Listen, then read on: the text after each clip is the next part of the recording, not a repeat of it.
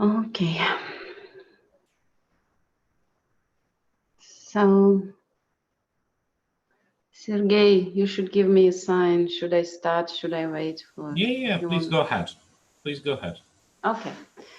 Okay, so welcome everyone. I'm chairing the session today, the session on distance trade in imperial context.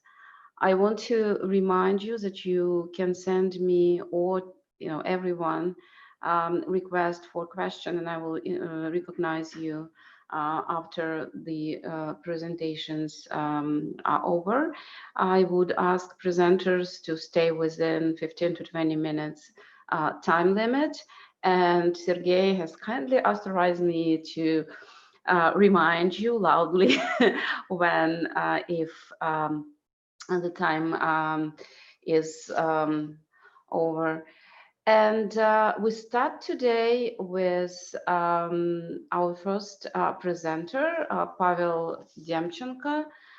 Pavel works on his PhD dissertation at the High School of Economics History Department in St. Petersburg. Pavel received his MA degree from European University in St. Petersburg.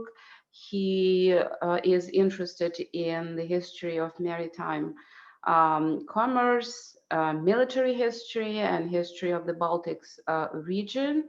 He has quite a few publications on these topics in Russian, but most recently he submitted an article to the International Journal of Maritime History, Destination Unknown, Geography of the Baltic Shipping and the Registration System of the Sound Toll Registers in the 18th century.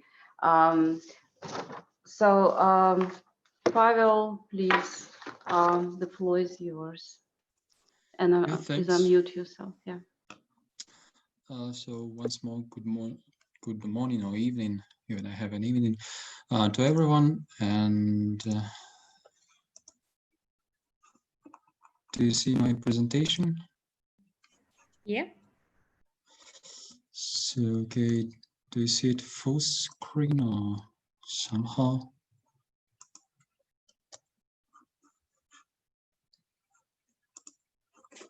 So, okay, the title of my report, which I was supposed to present here on our conference, was The Black Boat of Ports, the Commercial Practices in Russian Baltic Ports at the 18th century.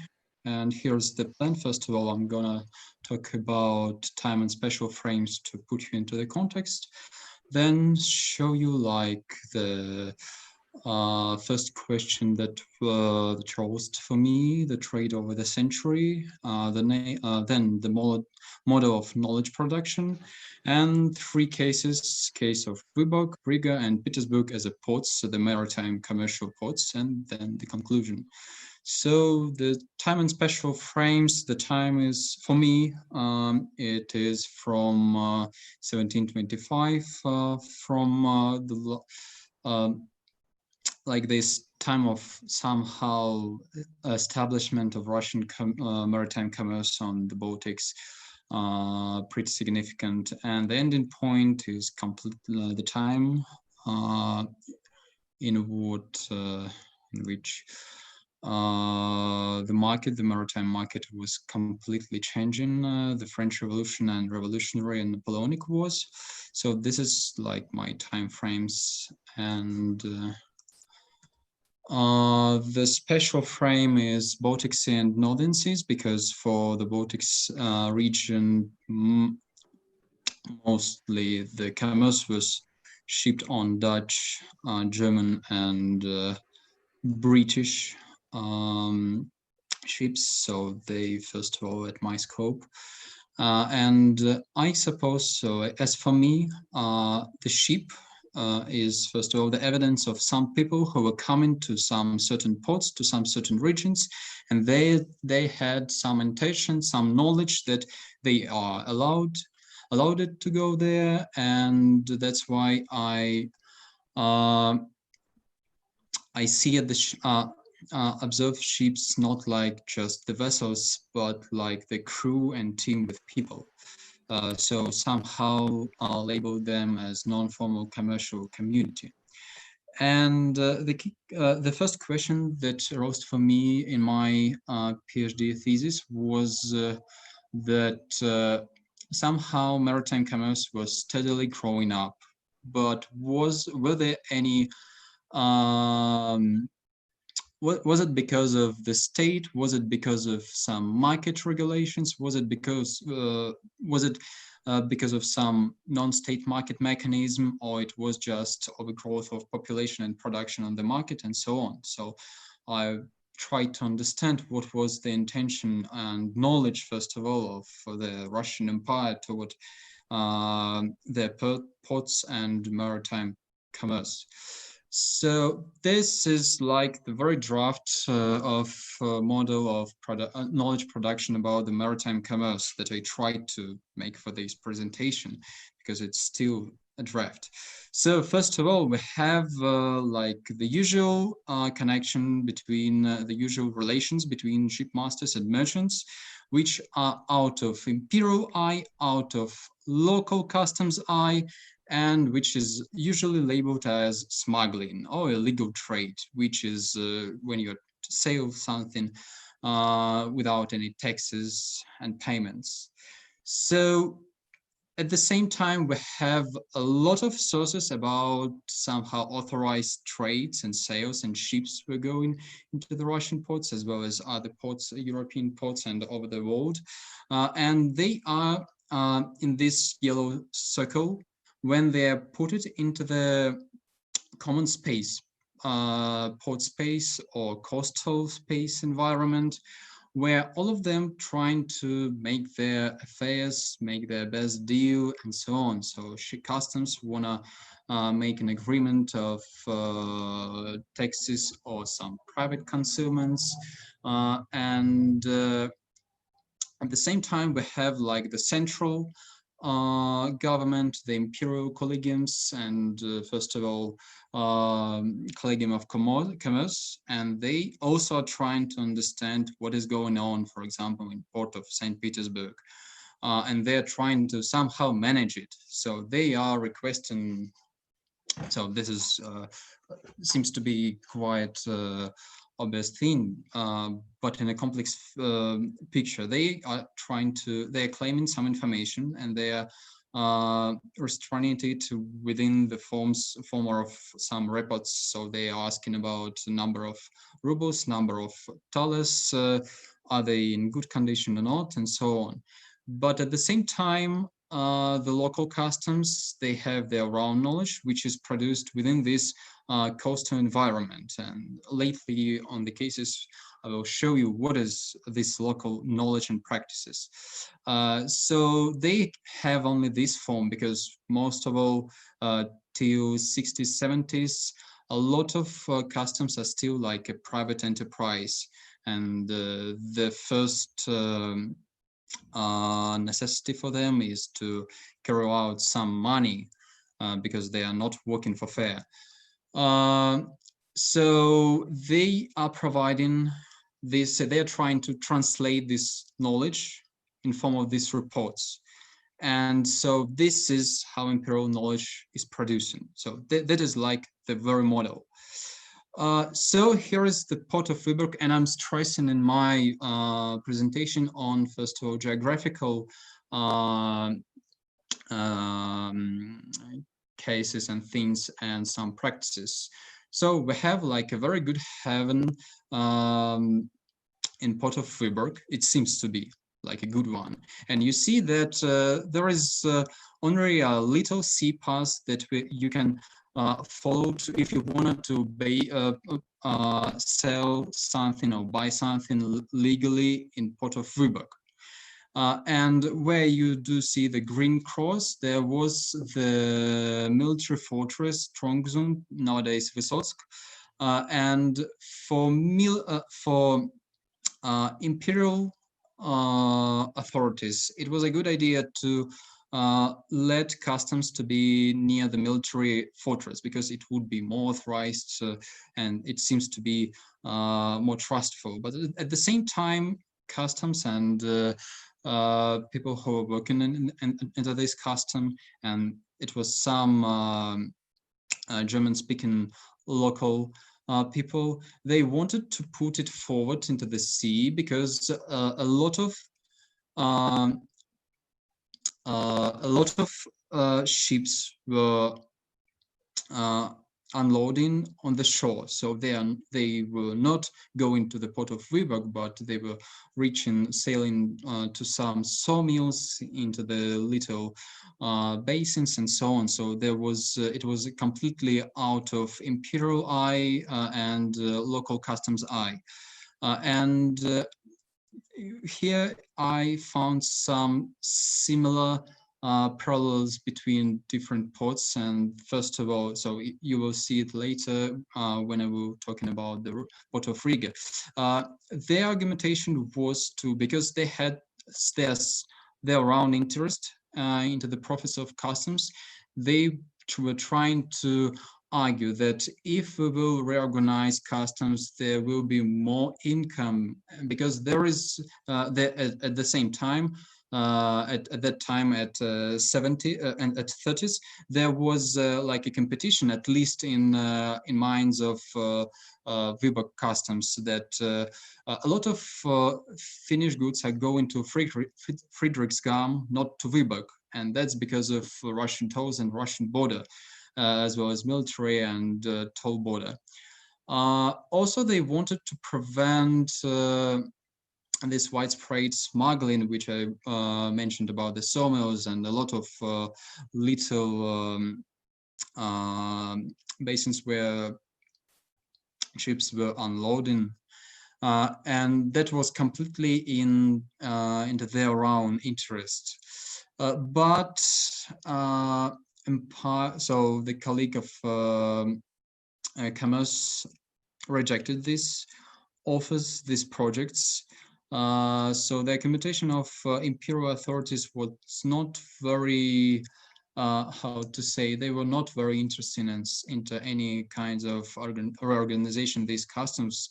And as I understood it, that was because they have actually no trust to local customs. They wanted to save it, the first customs check in the military fortress, and the second one near the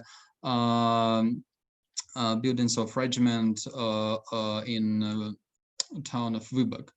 So that was like the reality of Viborg.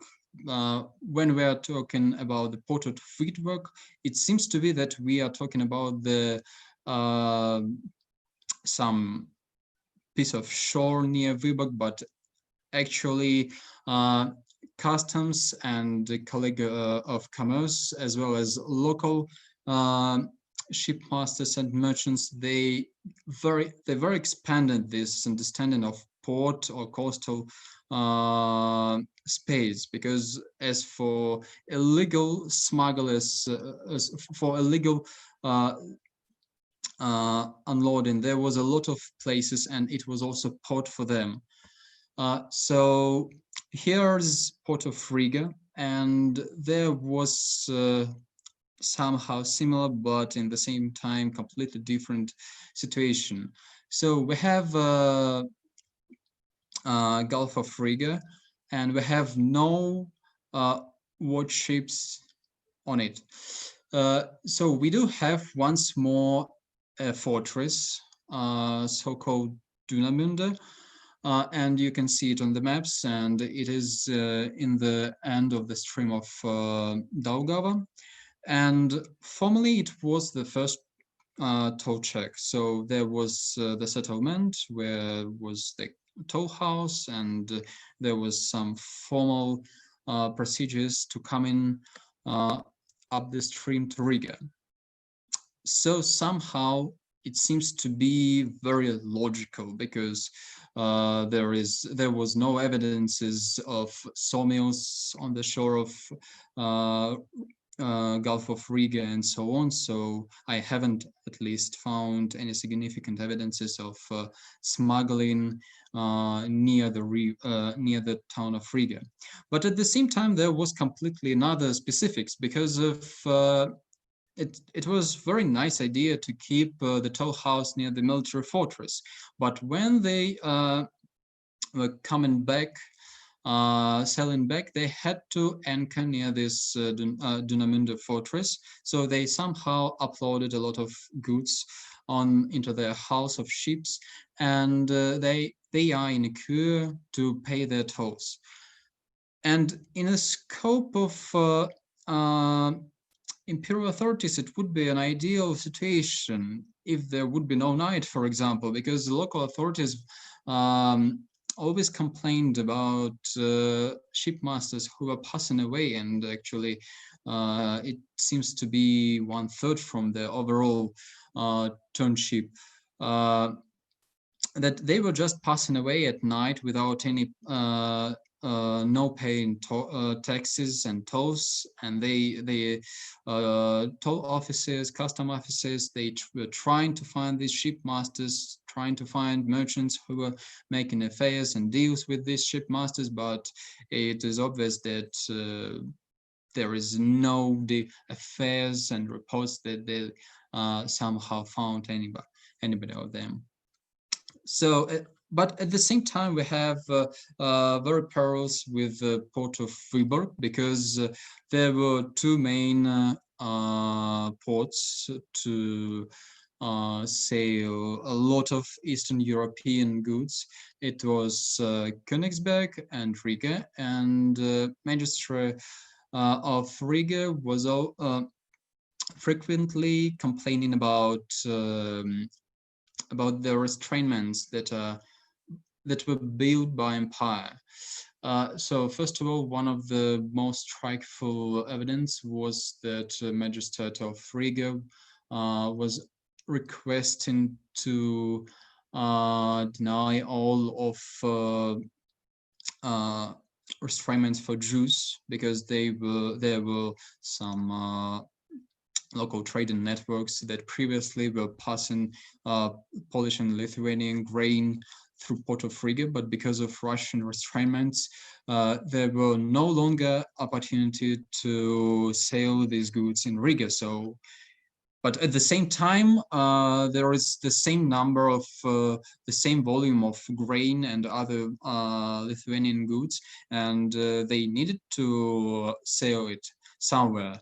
So they just they were complaining that all of these goods are just going away through Königsberg. And once more, the specifics, it was the lack of Empire's representatives. So they have actually none of whom they can trust from the side of Colleague of Commerce. So, and the ending case is Port of Petersburg, and it seems to be mostly organized custom with free custom checks. So there is the sea pass, and in 18th century there was a custom and warehouse on Vasilievsky Island, and actually it seems to be no place to illegal trade and to some private concealments to hide your goods, to pass away without any taxes, because there is already the center, the heart of the empire, 12 colleagues, and you are unloading your goods here. But actually, I cannot say that in general, situation was different. Why it was so? First of all, some concrete facts. So when after these three custom checkpoints, shipmasters was obliged. So first of all, he was once more unloading his goods. Then he had to get a passport, and he had to get it in different times in the Admiralty or in Colleague of Commerce.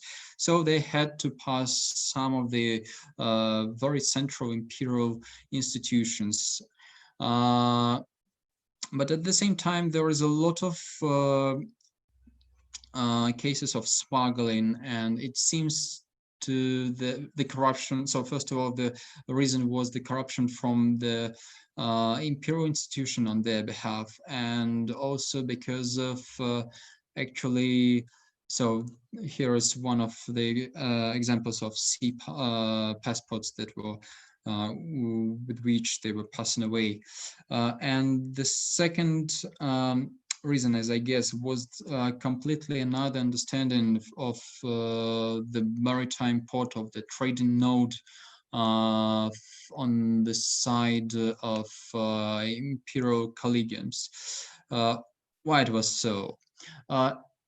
Usually, the usual form of report. So, and that's one more kind of obvious fact that the main interest of Russian Empire and maybe of any other European state at this time was the fiscal interest in these activities. And for Russian Empire, essentially important was to get this fiscal interest with foreign coins, and because of this, actually, I cannot say that there were some reforms to encourage the sales, the trade, the maritime shipping into the common period, but to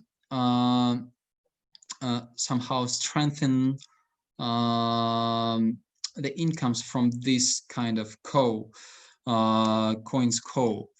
So, and this is why why I was thinking about this model of production. So we have the customs, and previously when I was starting my PhD thesis, I was thinking about customs and some port infrastructure as a part of imperial empire's desires, empire's reforms. But at the same time, I realized that they are much closer to these shipmasters and merchants than to imperial colleagues. And the imperial colleagues, still, these sources are very important, but it is only about the imperial knowledge of this trade.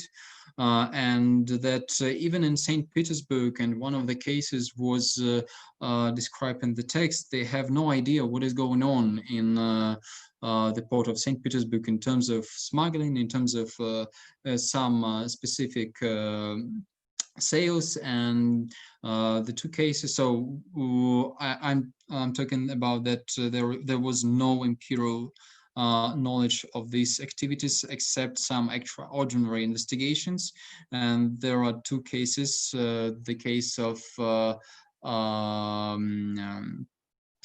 customs that were private enterprise of merchant Shemekin, that he seems to be like the political opponent of Catherine II.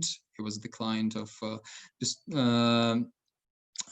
one of the disfavored nobles, and there was the certain investigation. And one more which is mentioned in the text, it was somehow very sidely, the investigation in Irkutsk region about sales of spirits.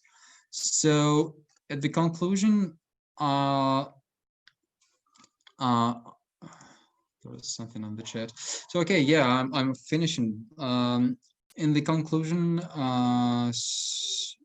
my main idea is that I started to observe customs not like the imperial agent, but part of this port or coastal environment.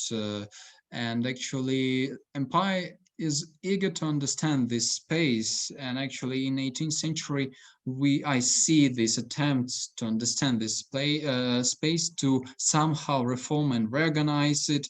But in 18th century, there is no success in these deals. So it seems that I've finished, and thank you for your attention. I hope everything was understandable. Thank you, Pavel. Yes, thank you for this interesting presentation. And I want to remind you that if you want to ask a question, please let me know in chat. Now, our next presenter is David Aragai, who works on his PhD project at the History Seminar of the University of Zurich. David is interested in writing a history of Russo-Hawaiian entanglement up to 1867, and his presentation today is titled "Establishing a Lifeline Through the North Pacific, Hawaii as a Food Supplier for the Russian-American Colonies." David, please, the floor is yours. Unmute, yeah. Thank you so much. I'm going to share my desktop.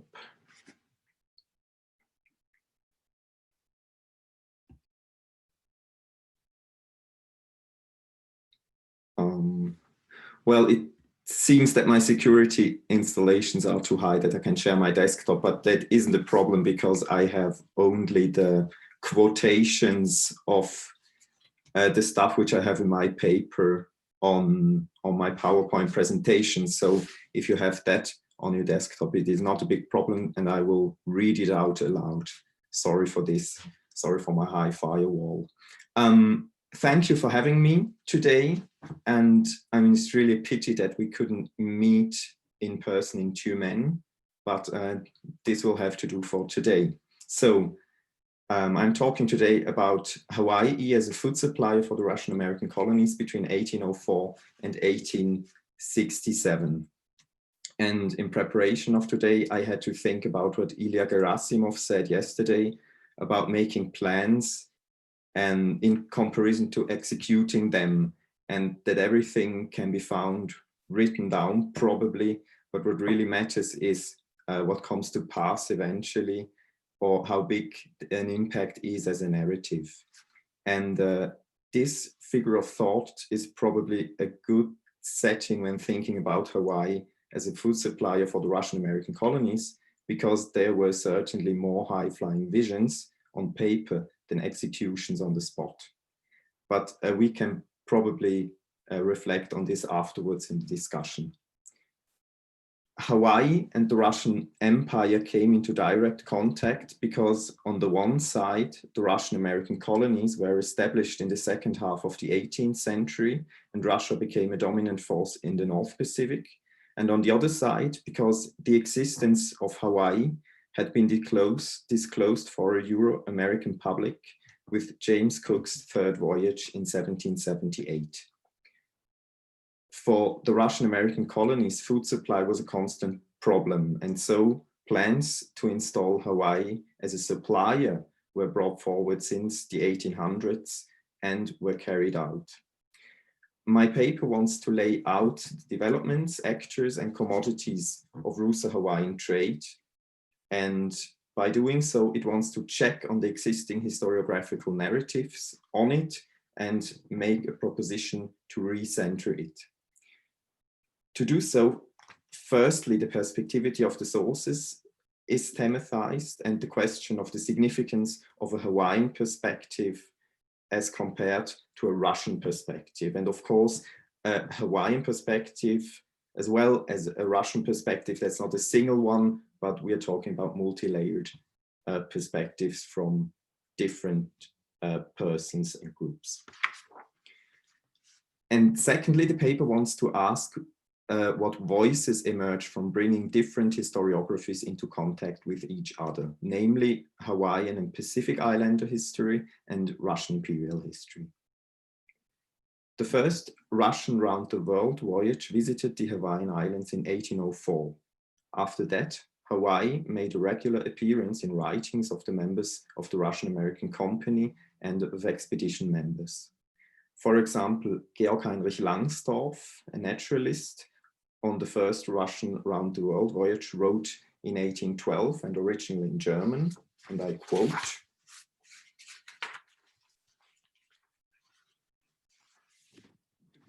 Sandwich Islands is very commodious for all ships going to the northwest coast of America, to the Aleutian Islands, or to Kamchatka to touch at. It has very secure base. Here may be procured abundance of swine, breadfruit, bananas, coconuts, taro, yams, patatas, salt, water, and other things particularly desirable for ship stores. End quote.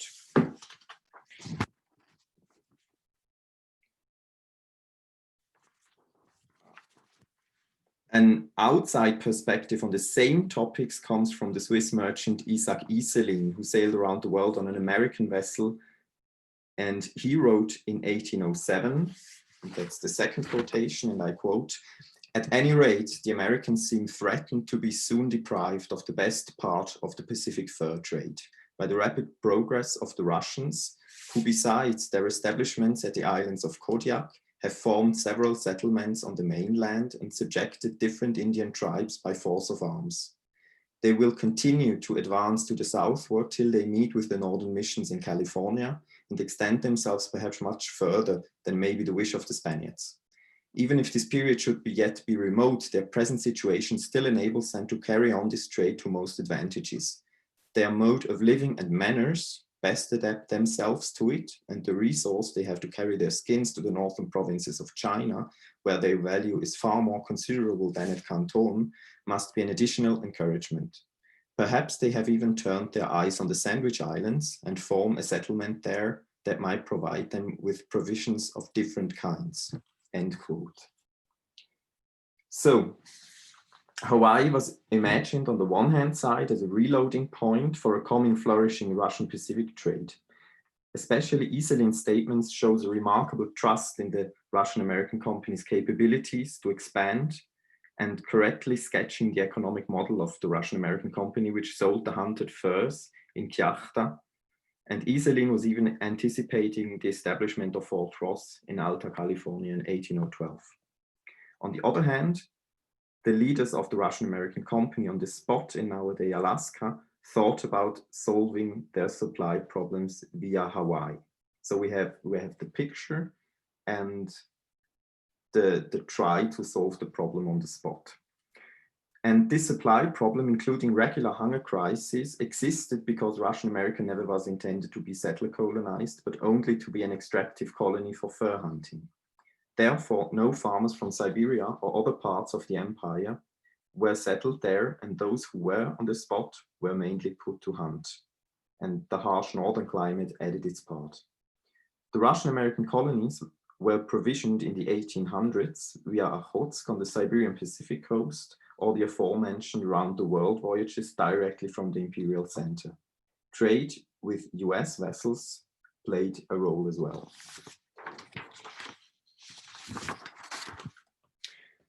The plan to install Hawaii as a food supplier, therefore, was not as remote as one could probably think at the time. However, the presented high-flying visions stand in stark contrast to the small number of vessels, peoples, and the dire supply situation in the Russian-American colonies.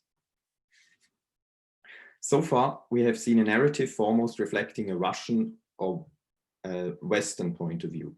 With only that, this would reproduce to a certain extent the trope of an active Russian empire compared to a passive Hawaii. And this being unfortunately a regular feature of literature about colonial or quasi-colonial encounters. I want to stress that Hawaii between 1804 and 1867 was a sovereign kingdom and an equal player when it came to the negotiation of conditions of trade with the Russian Empire. The main offer to start trade between the two even came from the Hawaiian side by the Hawaiian ruler Kamehameha I in 1806. At this time, he was still in a succession of bloody conflicts to conquer all of the Hawaiian archipelago, which he started as a local ali'i, or nobleman, on Big Island, the biggest of the Hawaiian Islands, and ended successfully in 1810. The offer from Kamehameha to the Russian-American company was made via an American vessel in Novoarkhangelsk, and unfortunately we have only indirect accounts of it. Following are two statements, the one by the already introduced Langsdorff, and the second by a fellow traveler of his, by Nikolai Ryazanov. I quote Langsdorff's, quote, "He, Kamehameha, has increased his power at sea so much within a short time that in the year 1806 he had 15 ships in his possession, among which were some 3-masted vessels, brigs, and cutters. In the same year, he made known to the agent of the Russo-American Trading Company, von Baranov at New Archangel in Norfolk Sound, that he understood from persons trading to that coast how much the Russian establishment had sometimes suffered in winter from a scarcity of provisions, that he would therefore gladly send a ship every year with swine, salt, potatoes, and other articles of food, if they would in exchange let him have sea otter skins at a fair price, and these he purposed to send up in speculation to Canton." End quote. And the second quotation by Ryazanov is, quote, "The king of the Sandwich Islands, Kamehameha, has offered Mr. Baranov his friendship. Kamehameha wishes to come to New Archangel in person to lay foundations of trade. He promises to send us fruits and vegetables such as breadfruit, coconut, taro, as well as swine and grain whenever there is a surplus. From here, he would receive ticking, canvas, iron, and lumber for shipbuilding. He plans to make the preliminary arrangements for this unusual trade next year." End quote. The visit of Kamehameha to Novoarkhangelsk never took place. Nevertheless, this was the beginning of trade relations between the two entities. As the sources show, the deal, as understood by the Russian side, comprised in food provisioning in exchange for pelts and shipbuilding equipment. From Kamehameha's perspective, however, his offer can be seen in other ways than as a trading agreement.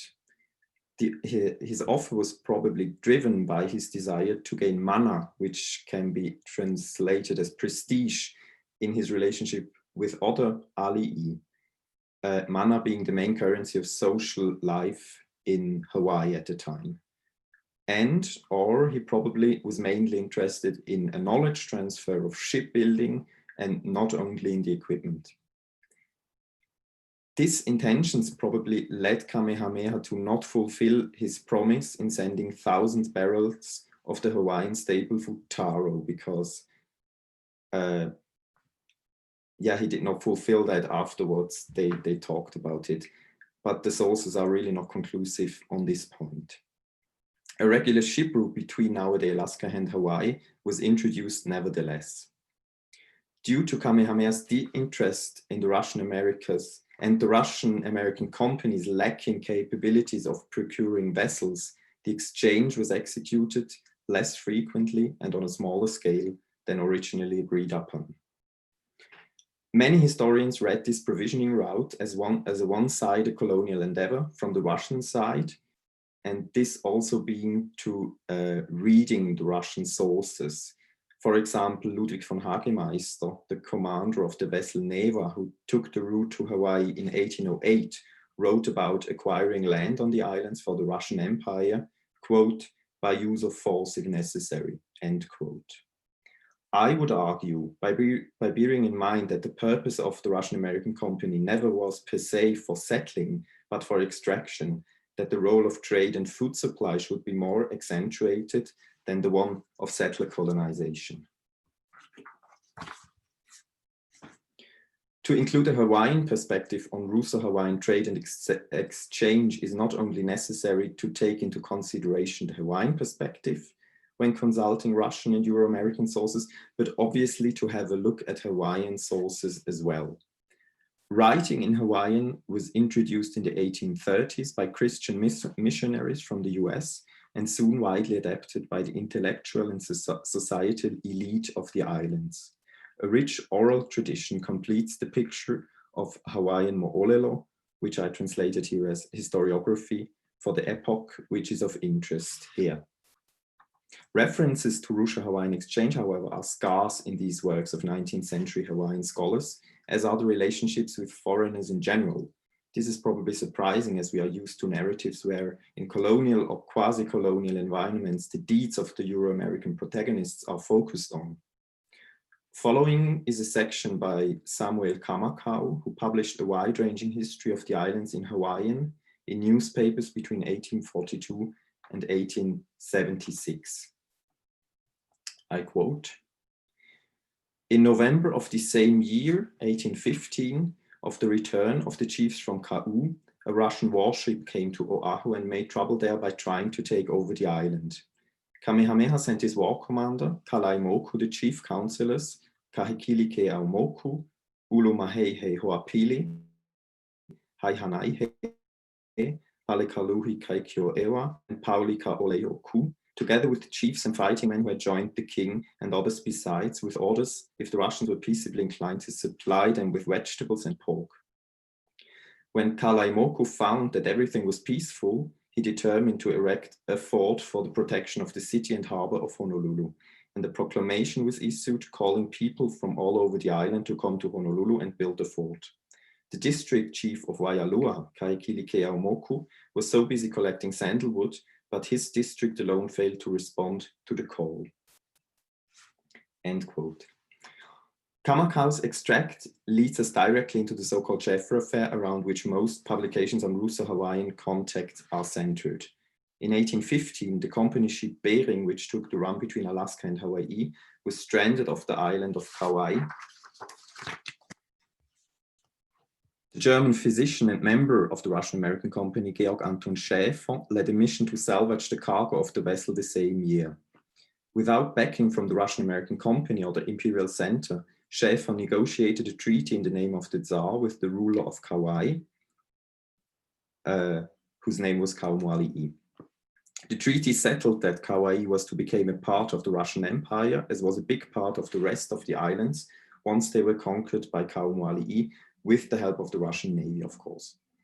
Although Schaeffer's advance was neither backed by the Russian-American company nor the Tsar, the whole affair lasted 2 years before Schaeffer was expelled by Kamehameha and American traders in 1817. This mainly being due to the long duration of letter circulation between Honolulu, Novoarkhangelsk, and St. Petersburg. The short-lived attempt of Schaeffer to aggrandize the empire and his own position was read by historians as an example of the expansive colonial nature of the Russian-American company and the Russian Empire in general. Schaeffer was probably executing a rather Western European interpretation of imperialism, and his doings had neither a backing from his superiors nor a chance given the power relationships on the Hawaiian Islands.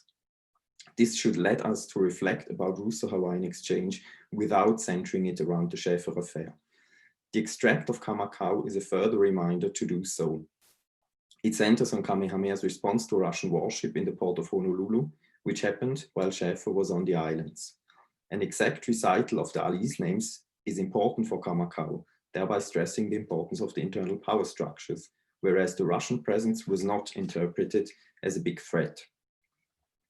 The whole situation was settled peaceful, presenting the invaders with food supply and nevertheless inspiring the construction of a fort in Honolulu.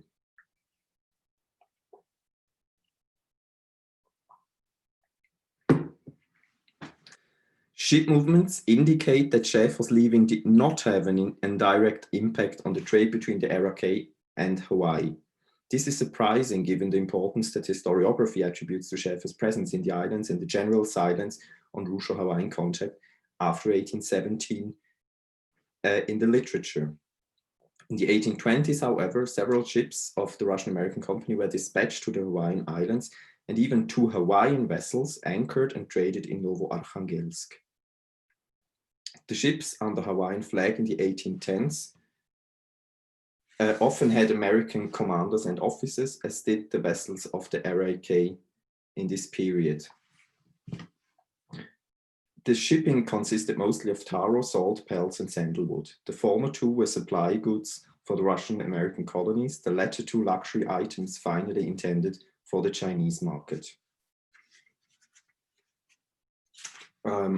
Because my time is running out, I want to wrap up my whole story. Yes, here. The economic model of the Russian-American company led since the 18th century to the decimation and extinction of fur-being creatures. Most notably are the extinctions of Steller sea cow and the decimation of a big part of the sea otter population. This decimation was the beginning of the end of the Russian-American colonies. It was also a reason why an important currency to trade for supplies in Hawaii fell away. There was a new rise on Russo-Hawaiian trade in 1845, between 1845 and 1854, surprisingly due to global circumstances, because California fell away as a food supplier and Fort Ross was sold, but this soon came to an end because the purchasing power of fur was not longer available in the Russian-American colonies. And so in my conclusion, I wanted to stress three things. First, that up to date, only the Schäfer affair received a broader attention in the form of several articles, source compilations, and monographs, and that to recenter a history of Russo-Hawaiian contact would be useful. Secondly, that talking about Russo-Hawaiian relations means bringing together two area studies which normally have nothing in common, and that by bringing them into contact, this could be fruitful. And thirdly, that thinking about the perspectivities of the sources can be useful, especially when we are thinking about the colonial or quasi-colonial formation we have at this time, at this place, and about the sources which were produced at that time. Yes, and with this, I'm finished. Thank you very much for your attention. David, thank you so much. So our last presenter today is Ivan Puzyrev. He is a PhD student at the High School of Economics History Department in St. Petersburg. Ivan came to St. Petersburg from Moscow State University, where he completed his MA program. He works on the history of Islam in the Russian Empire and in the Volga region, Siberian, Central Asia in particular. He also has quite a few publications in Russian pertaining to the topics of his interest. And today, his talk will be on trade assignments of Siberian and Astrakhan authorities for Bukharans in the Russian borderlands in the 17th, 18th century. Ivan, please, the floor is open. Thank you, Professor. Let me switch on my presentation.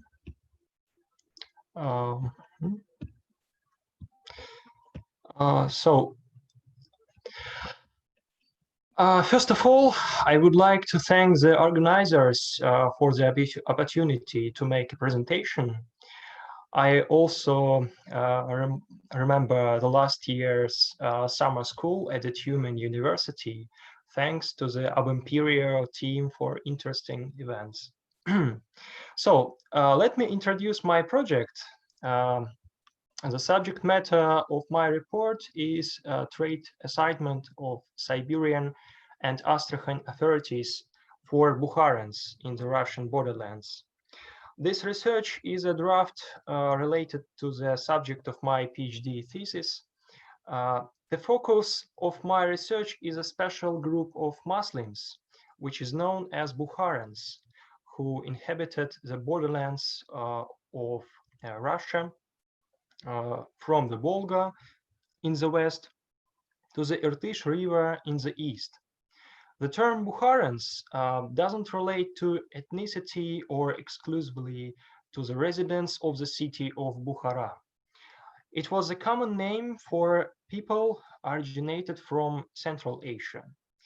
By now, historians have written always about the trade and missionary activities of Bukharans who settled in the Western Siberia, as well as about the history of individual families of these natives.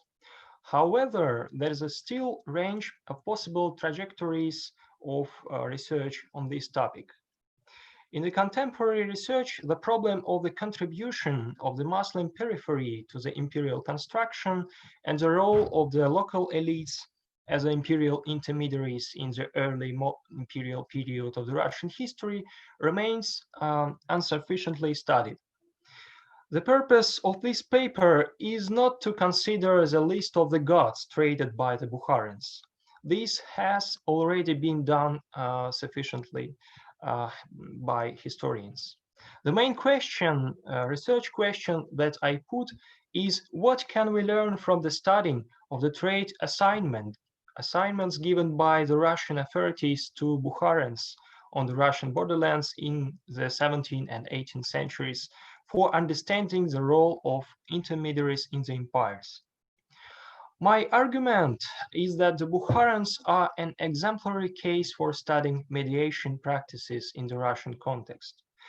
And if the case of the Volga Tatars and their role in the promotion of the Russian Empire in Central Asia in the 18th and 19th centuries well studied, the same cannot be said about the Bukharans. I argue that the study of the subject allows to answer the question of interregional relations between Muslims, as well as better to understand local networks and the relations of the Bukharans of different regions with each other. This is important for understanding the problem of imperial intermediaries. The methodological optics of my research is based on the consideration of Bukharans as imperial intermediaries. This approach was developed by American historians Jane Burbank and Friedrich Cooper. In Empires in the World History, they noted that most often imperial rulers needed the skills, knowledge, and authority of people from a conquered society elites who could gain from the cooperation or people who had early been marginal and could see advantages in serving the victorious power. So the historians have long been interested in Bukharans as a special group of indigenous population of Siberia. However, the trans-regional study of this group hasn't yet been done. Since the time of the father of Siberian history, Gerhard Miller, in the 18th century, researchers have talked about the Bukharans as intermediaries. Miller considered the history of Siberia as a subject of inextricably linked with the history of the Central Asia. In the second half of the 18th century, researchers of the commerce in Russia began to be interested in Bukharans. Russian publisher, writer, and historian Mikhail Dmitrievich Chulkov wrote historical description of the Russian commerce, and in the third volume of historical description dedicated to the trade with Siberia, China, and Mongolia, Chulkov paid brief attention to the Bukharans. The author worked with some materials of the Siberian chancellery, and Chulkov also gave a list of Bukharian gods imported to Siberia, but he didn't consider the activities of Bukharans themselves. In the 19th century, the Oblesniki historians Potanin and Yadrintsov introduced a number of new sources and drew attention to the privileges given to Bukharans by the Siberian authorities. Potanin sought to highlight certain aspects of the history of Russia's relations with its Central Asian neighbors, such as Jungaria, Bukhara, Khiva, China, etc. Potanin considered the interaction of Russians and Bukharans during this period as a struggle of two entities. On the one hand, Christianity and military power, and the other hand, Islam and the trade. Historian also notes the important intermediary function of Bukharans. He also notes the fact that they are intermediaries. Another historian, Yadrintsov, tried to formulate the task of the studying of the alien question in the Siberia in his historical development. As a In the beginning of the 20th century, this research was continued by Sergey Vladimirovich Bakhrushin, a professor of Moscow University. Bakhrushin, using a large body of archive material, tried to reconstruct the development of trade between Central Asia and Siberia.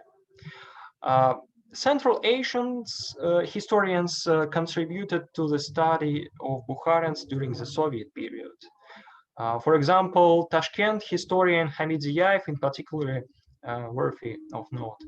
And Ziyaev considered the history of emergence and development of trade relations between Central Asia and the Russian regions on the basis of archival materials. But Ziyaev called Bukharans Uzbeks, Uzbeki in Siberia. He often used the terminology that isn't found in the sources of the 17th and 18th century. Nevertheless, the sources which he introduced into the scientific circulation merit recognition. Another Soviet historian, Vilkov, in his fundamental monograph on the social economic development of Siberia, showed the dynamics of trade activities of Bukharans in different cities. In recent historiography from the past quarter century, more notable works on the Bukharans have begun to appear. Such Omsk historian as Svetlana Korusenko analyzed the land tenure of Bukharans in the city Tara. And the last important monograph in the field of my interest is a monograph of American historian Erika Monahan, Merchants of Siberia, where he analyzed the trade activities of the family of Shababin. I see my place in this debate about the role of Bukharans as a future comparative study. None of historians tried to compare the role of Bukharans in different regions. In the main part of my report, I would like to compare the role of Bukharans in trade in Siberia and in the Volga region, in such city as Astrakhan. Why did I choose these regions? My choice is due to the fact that it was the regions where Bukharans played a significant role in the development of trade. The region of Western Siberia was one of the places where Bukharans settled, and in the early period of their living in Western Siberia, Bukharans were considered as foreigners by the Russian government. Gradually, they began to be brought into the Russian citizenship. Their settlements are mainly concentrated around the city of Tobolsk, Tyumen, and Tara. In the 17th and 18th century, the Russian administration assigned various tasks of financial, commercial, and diplomatic character to the Siberian Bukharans. Bukharans served in the Siberian customs, practiced in the nivellation and sale of the fur skin. They were entrusted with the trade of state customs goods. They acted as interpreters in the Russian diplomatic embassies in Central Asia and China. The earliest document that reveals the attitude of the Russian authorities to the Bukharans dated to the 16th century. In the 1596, the Tsar Fyodor Ivanovich sent instruction to the Tara voivode Fyodor Yeletsky,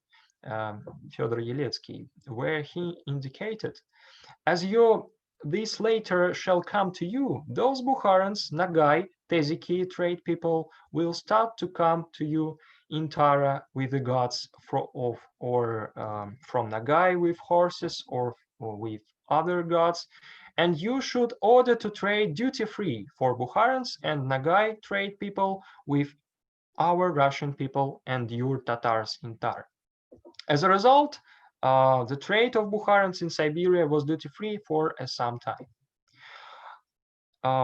Historian Vilkov, analyzing the Verkhatursk custom books, came to the conclusion that duty-free trade in Siberia continued only until the first successes of the Russian trade. As soon as Siberia became involved into the orbit of the trade in Russian and foreign goods, the Tsarist government began to introduce a customs system in order to increase its revenue. The Moscow government obliged the Siberian voivodes to create all necessary conditions for the trade activities of the Bukharans. They were allowed to import not only Russian but also other goods, among which no doubt meant Eastern ones. Only in the late 17th century and early 18th century, Russian government began to restrict benefits for Bukharans. For example, the Peter the Great, in the order to remain duty in the 20% of the product price only for those Bukharans who first came to Siberia.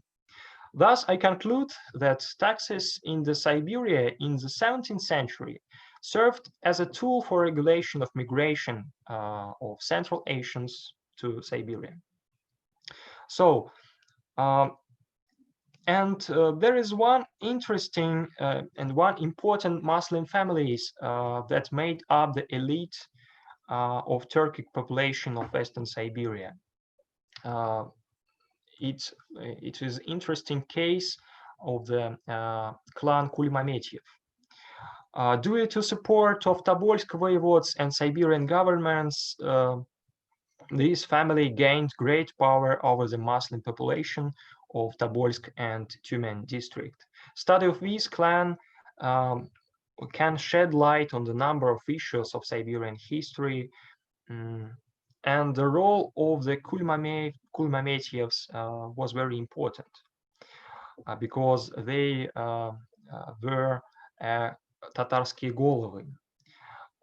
In the 17th and 18th century, Kulmametievs were sent on the departure guard. Along with the Russian Cossacks, they were stationed in those cities and practices in annual expedition to Yamyshevo Ozero for salt production, which was extremely profitable.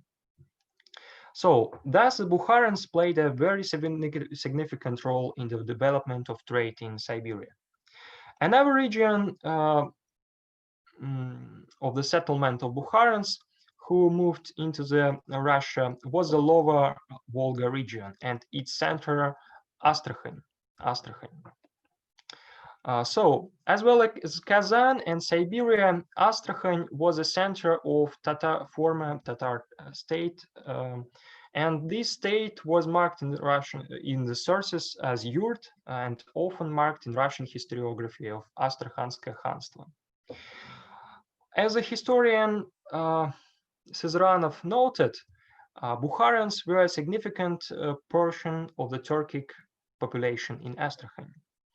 So the Tatarskaya Sloboda became a part of city of Astrakhan, but maintained its isolation and was surrounded by a fence. One of the important sources that can shed light on the history of Bukharans in Astrakhan are documents of the Astrakhan Chancellery, Astrakhanskaya Приказная Palata, the main body of local voivodes administration in this city. So I tried to shed light on the role of Bukharans in Astrakhan, and I found the sources relate to the early 17th period during the reign of the Tsar Mikhail Romanov. The early documents about the Bukharans in Astrakhan,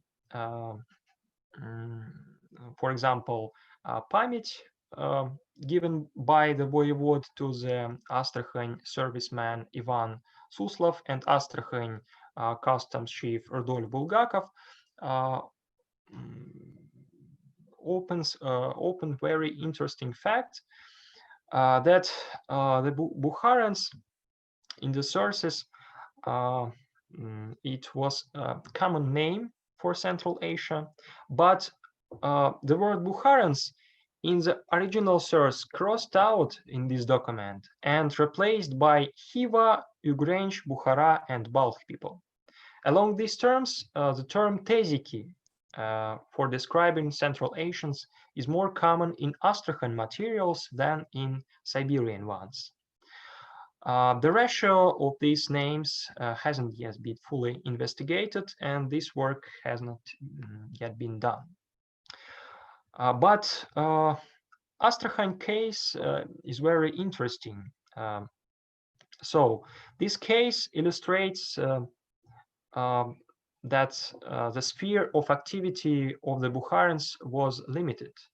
Russian authorities were afraid of traders. For example, such Astrakhan voivode as Adoevsky maybe knew that some Bukharans were spies, or at least sources of information for Central Asian rulers.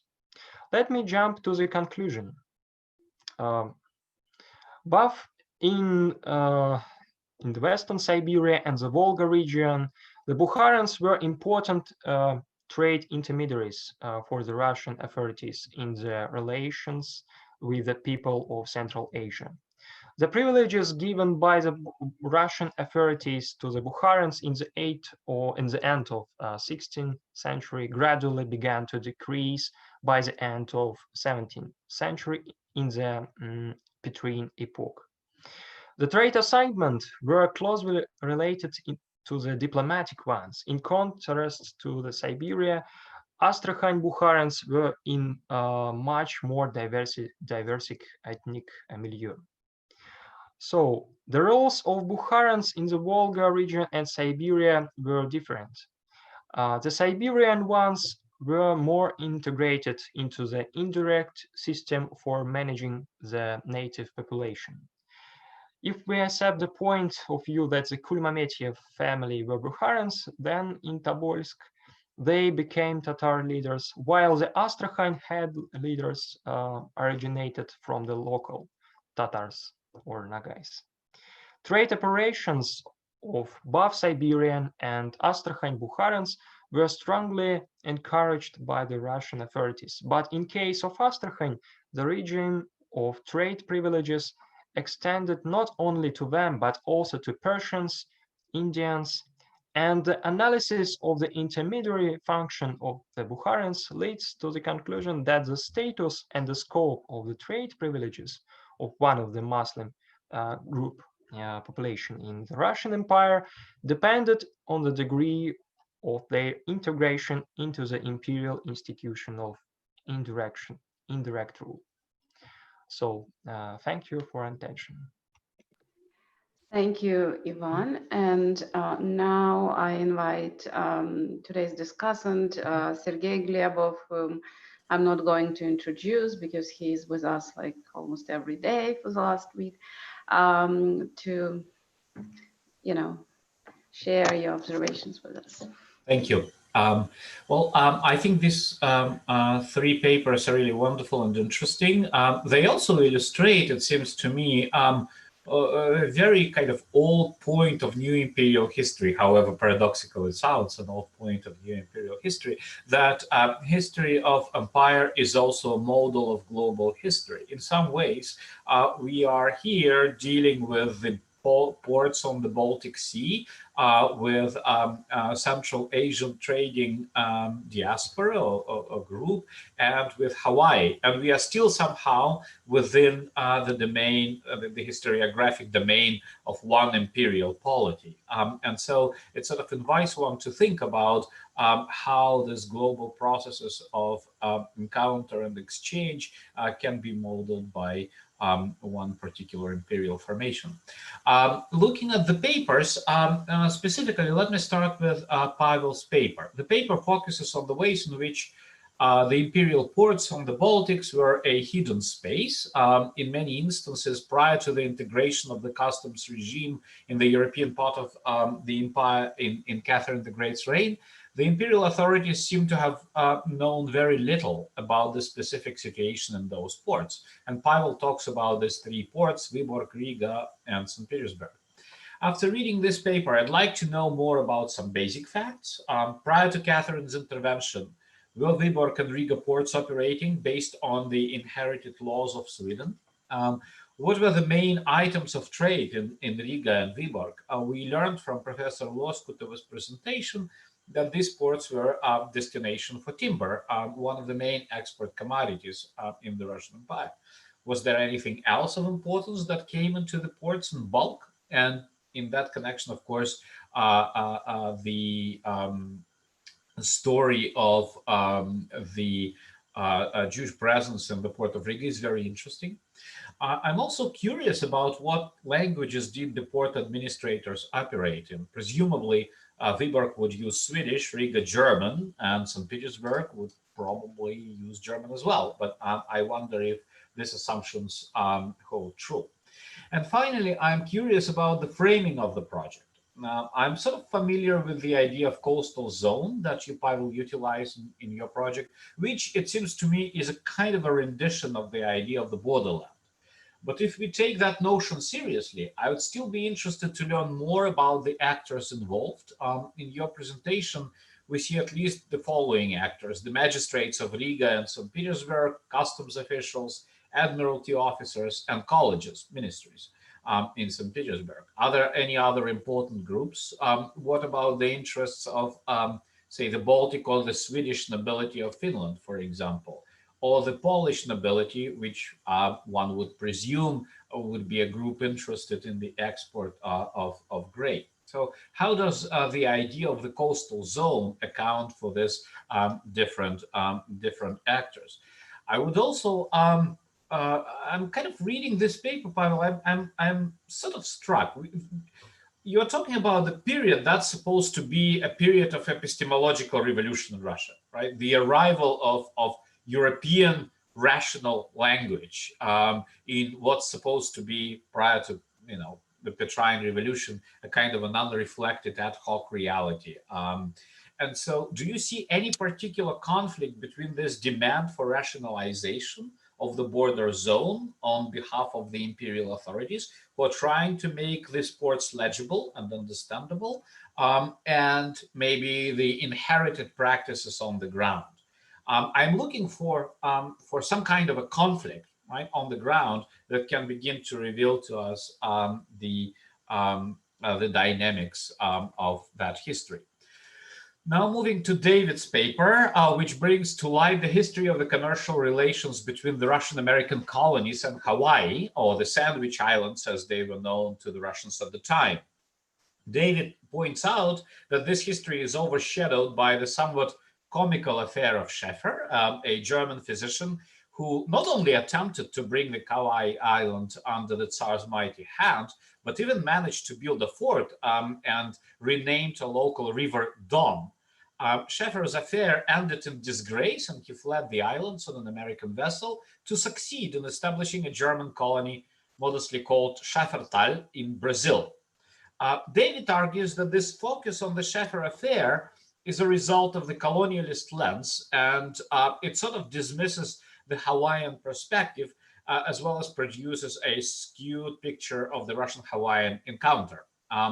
Indeed, as we know, Russia and Russians played a peculiar role in the history of Hawaii. Not only did Russian workers come to work on the sugar and coffee plantations later in the 19th century, but the Hawaiian Home Rule Party was established by another international activist, Nikolai Sudzilovsky, a revolutionary populist in exile, who was elected as the first president of the Hawaiian Senate under the name of Nicholas Russell.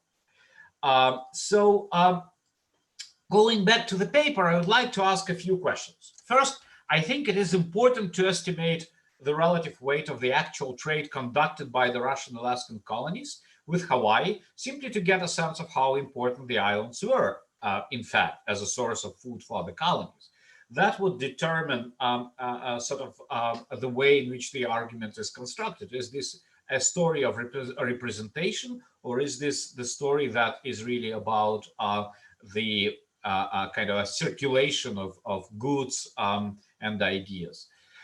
Second, and perhaps more importantly, I'd like to invite you, David, to think about the framing of the project. Indeed, you're right. The Hawaiian perspective is very interesting. And also interesting is the fact that Kamehameha I was so successful in uniting the islands and establishing a sovereign kingdom in the face of powerful foreign nations, the British, the Americans, the Russians. Perhaps it might be useful to apply here Richard White's concept of the middle ground, which he developed to describe the situation of Native Americans in the region of the Great Lakes. By effectively navigating the space between various European powers, Native Americans in that region managed to maintain a position of relative power because other powers sort of neutralized each other. From that perspective, Russian presence on Hawaii was important not so much for the volume of its trade, I would speculate, but as a possible counterweight to others. And so Kamehameha's interest in trading with the Russians might be explained by that. Might it not be not accidental that it was the American vessels that helped Kamehameha neutralize Schaeffer's pretense, but also that after that, the American power on the islands grew, sort of gradually ending the middle ground situation. Now, Ivan Puzyrev's paper takes us to the group of Bukharans, Muslim people who traded with or settled in the Moscow-controlled territories in Siberia and Lower Volga region. Ivan presents a brief overview of the historiography of Bukharans and then offers a comparison of Bukharans in Western Siberia and in Astrakhan. I think the issue of Bukharans is particularly important because their history sort of changes our mental map of economic exchanges in the Moscow Tsardom and the Russian Empire along the West-East nexus and instead suggests the importance of the North-South connection. Of course, Bukharans did not come to Russia from Central Asia, as the traditional narrative would have us. They just pursued trade between the northerly Khanates and Central Asia, or even India and China, and then the Moscow and the Russian Empire arrived to them. But what I think is really interesting in this story is the way in which their groupness is constructed. What your paper suggests, Ivan, is that based on the Astrakhan case in particular, is that Bukharans did not belong to the same ethnic, social, or linguistic group. They could be Persian speakers or Turkic speakers. They might come from Khiva or from Urgench. And yet they are increasingly perceived as a coherent group, which is strengthened by the process of naming them as Bukharans. So I would invite you to think about whether we can really perceive of them as a single and coherent group, and if you find any particular evidence of their in-group solidarity, or maybe if there is a certain moment in say the 19th century of projection of singularity on the group of Bukharans, and they come to us almost as an ethnic group, a nationality of sorts in contemporary terms. Thank you very much. Thank you, Sergey. And I would invite everyone to send me your requests for questions. So Marina Loskotova was the first one. Marina, please go ahead. Thank you, Marina. I do have a question to Pavel Demchenko. In fact, I have two questions. The one directly concerns his paper. The other one is probably goes slightly off the paper, but I think Ivan is the best person to answer it in a way. So the first question is in a way a continuation of your question, Marina, to me after my paper on Tuesday. I mean, we see, since we're working with documents left by the governmental offices, we tend to we inherit this statist perspective on the affairs, and therefore we try to accommodate our theoretical framework with the options given to us by our sources. Hence, I fear we tend to interpret the events through the concepts of state ability to read things, the idea of legibility, or territorialization, whomever you like more, Robert Sack or James Scott. But essentially, this is about the capacity of the state penetration into the outside world out there, so to speak. And our diagnosis is that well, Russian state was very partially successful, if successful at all, in this process. So essentially, this is the framework that you adopt, Pavel, as well here in your paper. Since, well, this is the question that bedevils me in my own research. Are there any other options? Can we really invent some alternative framework in order to think about the objects that we study, or we unavoidably get back to the idea of the state gaze on the affairs? This is my first question. The other question is essentially very simple, and as I've said, it does not relate directly to your paper, but probably you are aware of a very recent book on Russian trade in the 18th century by Matthew Romaniello. If so, he makes a very striking claim in this book, that essentially Catherine's success in promoting Russian trade and Russian economy, Catherine II, they are explained not so much by the abolition of internal custom offices, etc., as we were accustomed to think, but just at a very fortunate timing, that it was just the fact that by that time all European states had successfully defeated piracy in the Baltic. So this is about the decline of piracy in the Baltic region that provided the background and an explanation to the economic miracle of the Catherinian years. I wonder, what do you think about that? I understand that since you are working with the coastal zone and not with the sea itself, you may be not, but still you might be much better positioned to judge about the role of piracy in the Baltics concerning the developments in the coastal zone. Thank you. This is my second question. Thank you, Marina. And now Chuck Steinwedel's turn.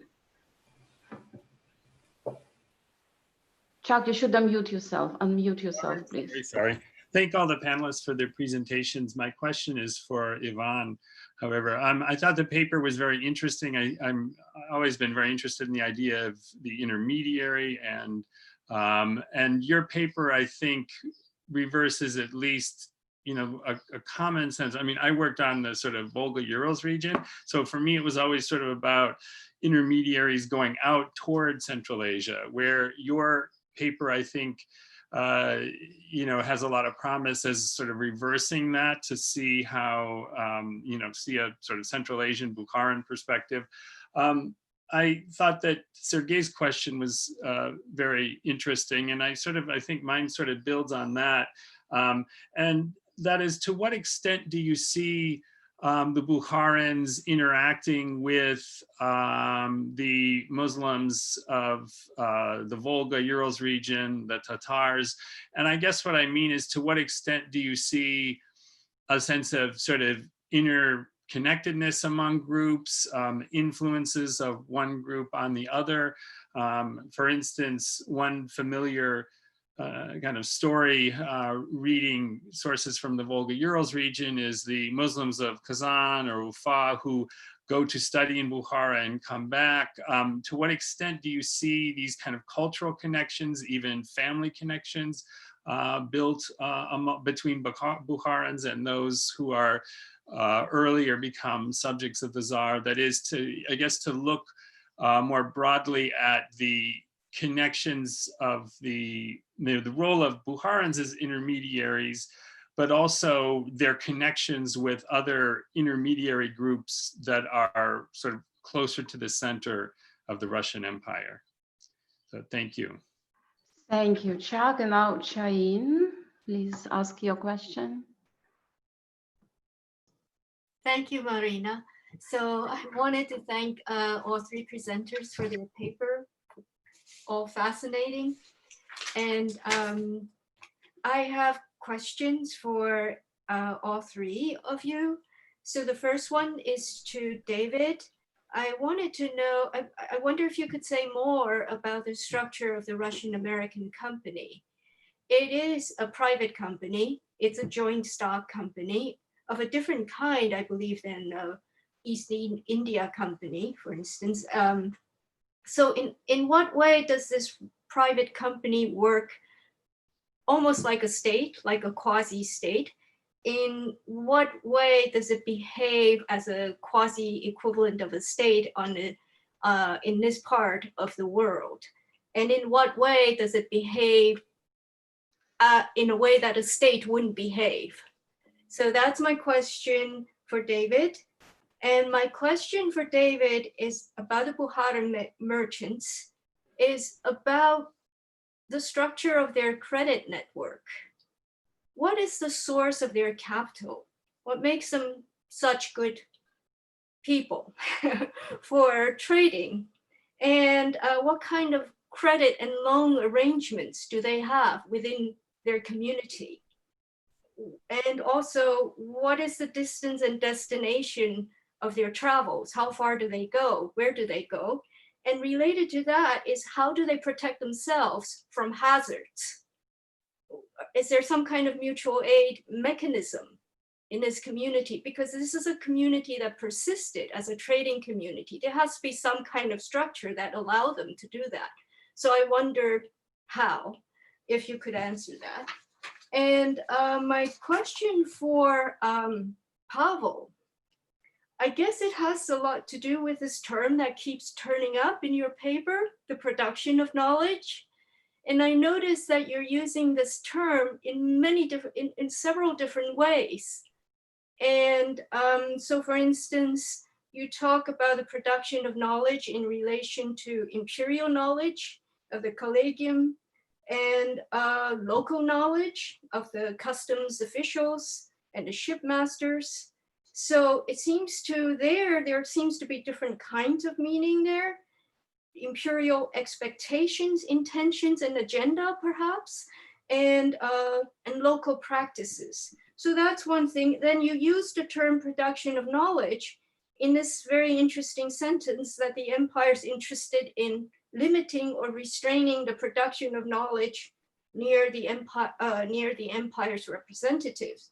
So I wonder if in that case, what you mean is the empire's interest in limiting the gathering of information about the customs officials and so on. So in this case, the production of knowledge, the term you seem to use to refer to some kind of razvietka, reconnaissance. So the reason I ask about that is because I wonder what you think of the temporal aspect of this term, production of knowledge, because you seem to refer often to already existing knowledge that's already been, or practices, right? Something that's already been done. But I think you can also think of production of knowledge as something or a set of practices, a set of understanding that's yet to be created. So knowledge as it already exists, or knowledge that has yet to be established. So I think, I wonder if you can clarify on the use of these of this term at these different various levels. And I think what I want to ask is also tied into what Sergey asked about the introduction of the concept of rationalization at this period. In fact, if you think of the production knowledge as really pointing to a kind of future aspect, that it is a knowledge that is yet to be produced, and it is through the interaction of the local, imperial, and whatever other levels you have, that a new way of thinking about something, I don't know what that thing would be, is being produced at this point. So particularly, I wonder if you can wonder about how the interaction of ideas of rationalization, for instance, is interacting with realities on the ground to produce a new way of thinking about, say, customs crossing, or maritime laws, or economic practices. Thank you, Jane. We have, I think, 5 more questions, so I would ask you to keep your question very brief. Alexei Turbin. Alexander, I'm sorry, Turbin, yes. Good evening. So thank you for all the presenters. Frankly speaking, I think in different variations, my question already appeared. So it also goes to Pavel and also about imperial knowledge. Probably I would ask you to speak more on how, for you as a researcher, this framework of the imperial knowledge works, because during in your paper, in your speech, it appears that there is, yes, this conflict of bodies interested, because it's just when you construct it as a juxtaposition of local and imperial knowledge, it seems that we lose some conflicts which will actually appear in your story, and especially as you go to these power connections and not just official structures. So that's it. Thank you. Thank you. Claudia Eggert, please go ahead. Unmute yourself. Yeah. Thank you very much. Thanks a lot for the papers. I would like to build on the arguments and questions of Sergey, Charles, and Jiayin that have already mentioned most of the things that I would like to know more about intermediaries in Ivan's paper. It's also I think the term intermediaries is very rich and very interesting. And for me, I associate intermediary with somebody who is able to translate from one system to another. So I was very interested in the question of how these the practices of these intermediaries in everyday trading and exchange mode. So how, for instance, would they translate between one economic system and the other in terms of the values and the values, but also money, commodities, and moralities. And finally, you mentioned that these Bukharans were kind of suspicious for the officials, where they were sometimes perceived as spies. But how would they be perceived by the other side when they go to Central Asia and interact with local traders over there or officials over there? Is there how is the other side perceiving them, and what kind of role do they have, or are they suspicious in any possible sense for the other side as well? Thank you very much. Thank you, Claudia. Tomek Gluzievich, please ask your question. Yes, I'll try to be as brief as possible since there's so much on your plate already. I have a question for Pavel because I'm a historian of Baltic ports as well. I already see in your paper this tension emerging between the military interests of the Russian Empire and the commercial interests of the Russian Empire in the Baltic region. And as a person who studies the Baltic ports in the Cold War period, I see the following pattern. The Soviets decide that some of the ports are earmarked for military purposes. For example, Kaliningrad was mostly, a big part of that port was for military purposes. Some cities are closed cities, like in the Arctic, in like Murmansk or Severodvinsk. So do you see any beginnings of that kind of thinking emerging already in the 18th century, where some port grounds or maybe entire ports are designated to be used just for military purposes and some for commercial? And of course, there's a tension and competition for space, for resources. So do you see this competition emerging already between the military cadres and commercial merchants and commercial interests of the empire? Thank you very much. Thank you, Tomek. Ilya Gerasimov and then Alexander Semyonov, 2.5 minutes each, please. You should, Ilya, unmute yourself. Okay, I wanted to yield Sasha, but all right. Oh, okay. So I have two questions to Pavel. One resonates with Chain's question, only taking a more practical as a term probably. I wonder what's this imperial knowledge that you constantly refer to, what makes it imperial? We have three types of ports. One is discussed in your paper, specifically Riga and Viborg. These are all, it's an echo. These are old Swedish Hanseatic ports with established infrastructure, logistics, and legal framework. Russian Empire acquired the entire complex of these ports, and it persisted as other parts of the Baltic societies well into the 19th century. So this was this old complex that was there. Then there was Port of Arkhangelsk that you completely ignore, which functioned till the beginning of the 18th century as a major port of entry for Russian commerce.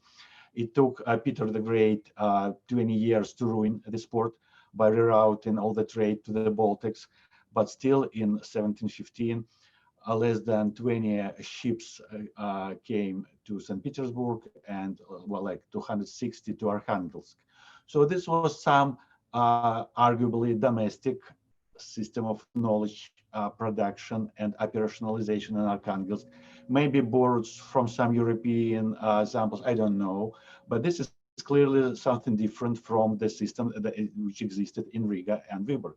And then there is the port of St. Petersburg that was founded before Riga and Viborg, with all their inherited complexes of knowledge production circulation, was incorporated by Russian Empire.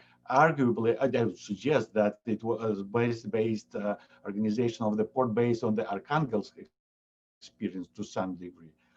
And so this is the third type, more closely monitored by the authorities and adjusted. So I would like to know what's the difference between these three types, which is imperial knowledge. And the second brief question is built on this one. Since Riga and Narva were these well-established commercial and epistemological systems before Russian acquisition, why would Riga customs officers or Viborg customs officers wanted to change anything? Where this impetus to change was coming from? I mean, it was fine for several centuries. Why changing anything now? Didn't they have sawmills on the shores nearby before Russian Empire's acquisition? What changed? Why changing the tune-up, presumably, system? And my question, I also have 2 or 3 practical questions to David. First of all, obviously, what was the language of communication between these German naval officers on Russian ships and Hawaiians? Did they speak German, Russian? I mean, how they understood each other?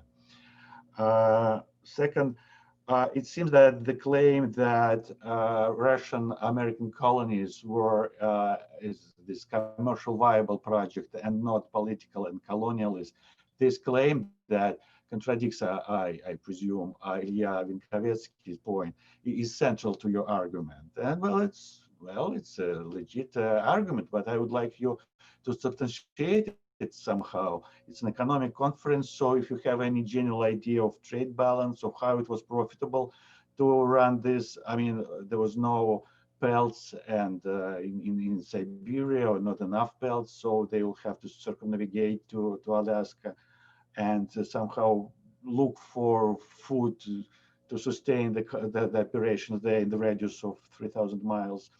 So yeah, that's a valid argument then.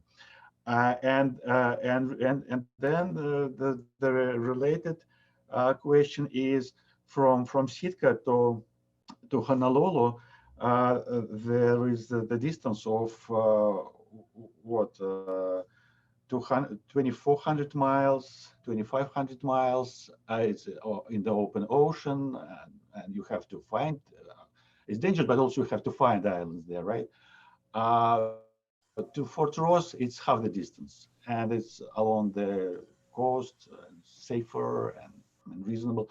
So why exactly? What would make anyone consider Hawaii as an alternative to finding food in California? Sure, particularly since eventually the Hawaiians, as you suggest, failed to provide the requested amount of food supplies to Alaskans, right? So these are my questions.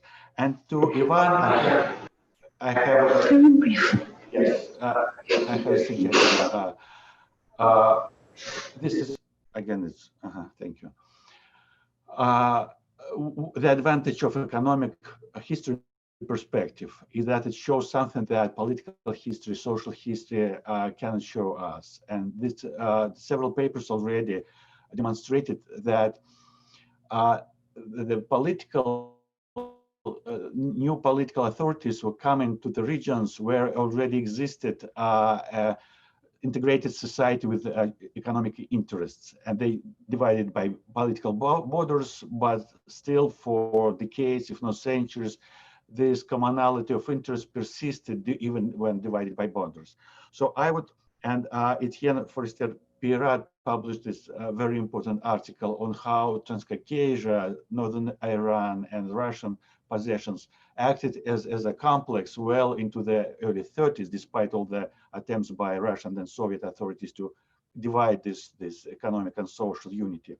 So I would suggest to look at the intermediaries as not just the agents of empire, but perhaps as people who shaped the empire's the knowledge and hence the spatial imagination, organizational structures, ideology, because it was their knowledge. They were there before Russians came, and they have their mental maps of local populations, local resources. And it's a good possibility that they were not just agents of Russians. They affected how Russians perceived the lands and the peoples and the resources.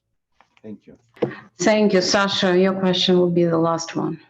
No, I can be very brief. And what strikes me is that the three papers in this panel talk about something that may be considered exceptional or extraordinary if we take the meta-narratives, what we have about the Russian Empire. The seaports would stand in contradiction to the assumption about the territorial continental nature of the empire. The Hawaiian and the Russian-American company, a private company in a state-dominated society, and it seems like a very peripheral to the pathways of the Russian Empire, otherwise considered by the meta-narrative. And of course, there's the Bukharans, the foreigners, that are the tax farmers, and even had of local communities incorporated into the chain of imperial government. So you can see that they may be very exceptional. I wonder if you think about these meta-narratives, the structuralist accounts that make claims about the continental Russian Empire, that make claim about a specific of subjecthood in the Russian Empire, the Muscovy in the Russian Empire, make claim about the state-dominated course of history in the Russian Empire. I wonder if you are making a specific point by looking at these cases, not just to reveal that they're exceptional, but maybe also to somehow alter the dominant structuralist narrative and understanding what empire is. Thank you. So I understand that it's impossible to answer to all the questions, and many of them are intended for as probably a suggestion and framework. So we have maybe 7 minutes for each presenter today. So try to answer those that you can. So we will go in the order of presentations. Pavel will be the first one to answer. Okay, thanks to all for your questions. I will try to do my best and answer all the questions. So the first question was about the inherited loss, and in Riga that was completely clear situation of inherited loss, and all the taxes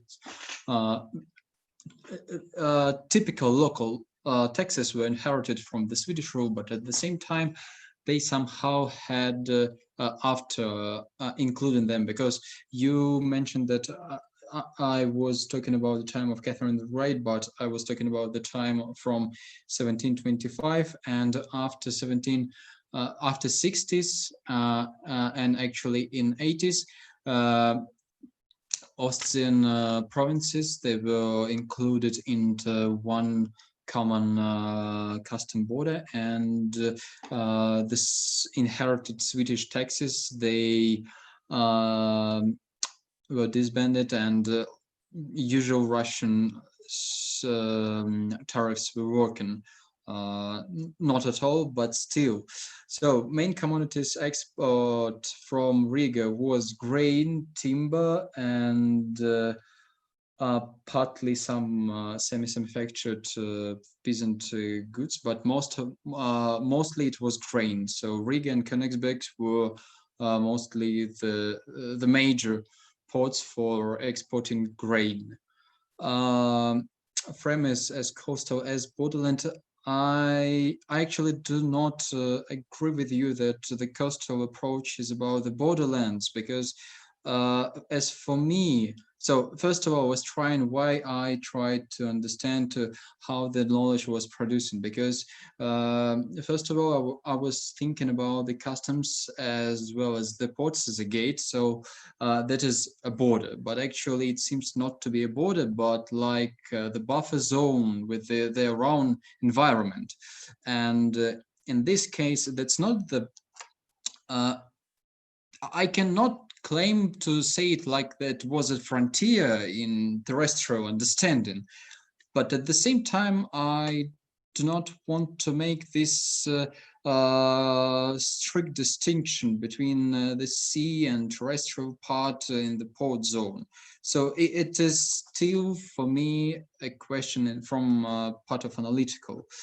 So the demand on the knowledge, yes, it was, and it actually was growing till the end of 18th century. But actually, as far as I see the situation, I had a glance on situation on customs at 19th century. It changed just formally, not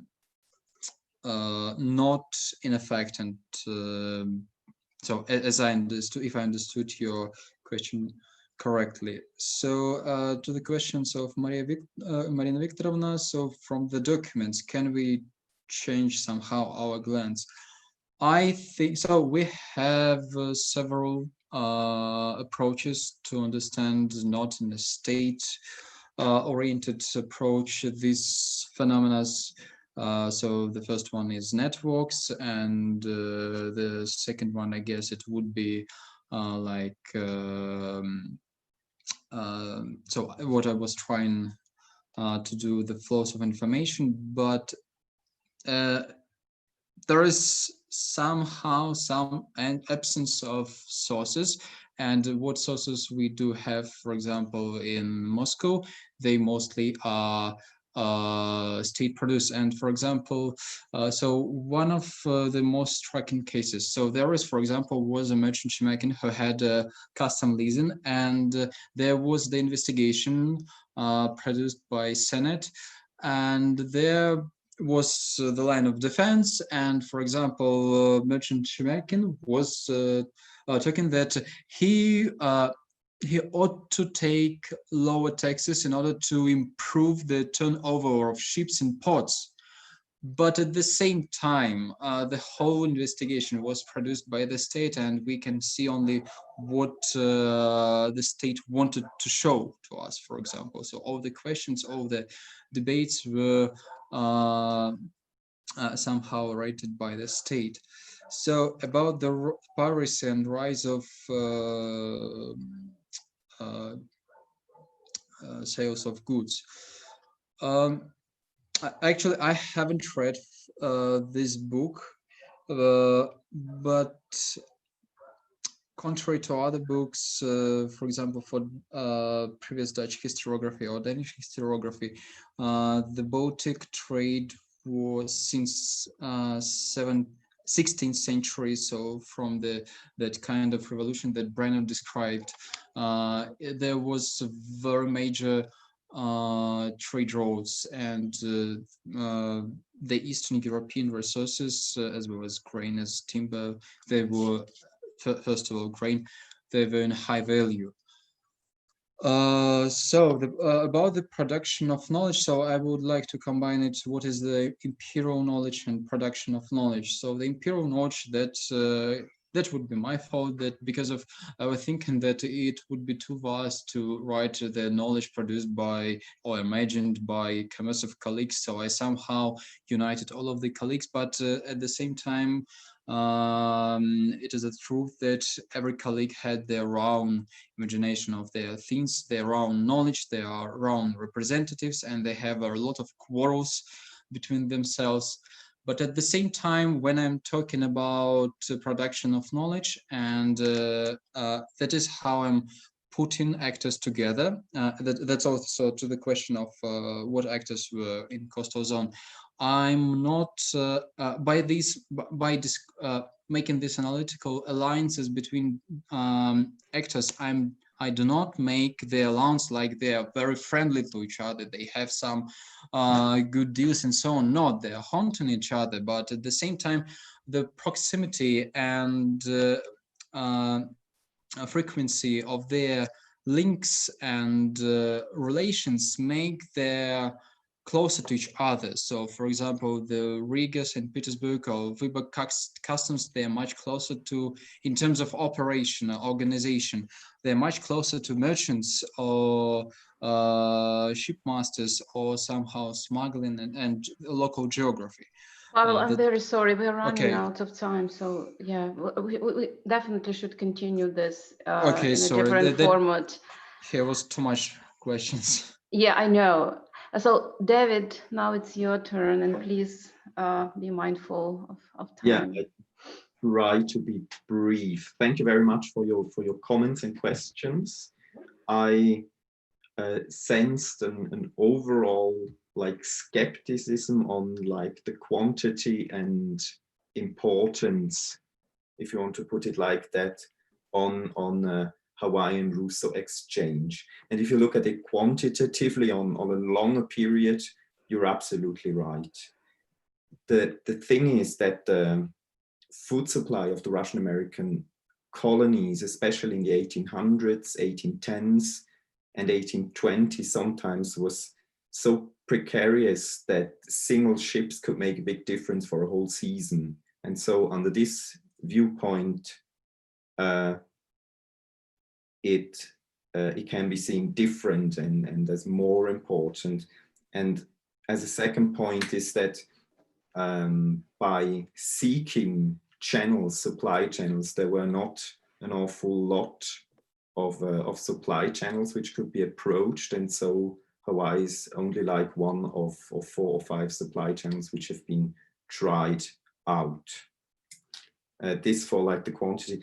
Thank you very much, Professor Glebov, for Richard White and his middle ground theory and the comparison with North American indigenous quasi-states or states. This is certainly a point to bear in mind, although there of course have been big differences, especially when thinking about really Hawaii becoming a sovereign kingdom with an own parliament, an own constitution, which was headed by a Hawaiian king, and even with with American parliamentarians sitting there under a Hawaiian king. So it was certainly different to the US Midwest, where those quasi-states never were acknowledged by the Americans or by the settlers, or work together in this way.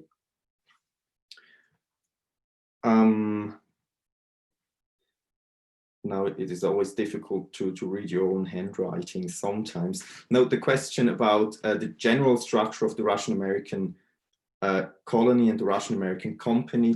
There are, of course, several books about it, and I cannot say too much about it. I think it is important that it started in 1799 as really a private company from this Shelikhov, Grigory Shelikhov, and also his wife, and then was nationalized in 1817, and from then on it was really heavily tied to the Navy, to the Russian Navy. And also there have been governors before the nationalization, and so really between 1799 and 1817 it was a private stock company with quasi a state authority, which was only there for gaining an economic profit, and afterwards it really was closer to the state, and probably much closer than a Hudson's Bay Company or an East Indian Company, if you want to compare this. But I'm really no expert in this comparison. Then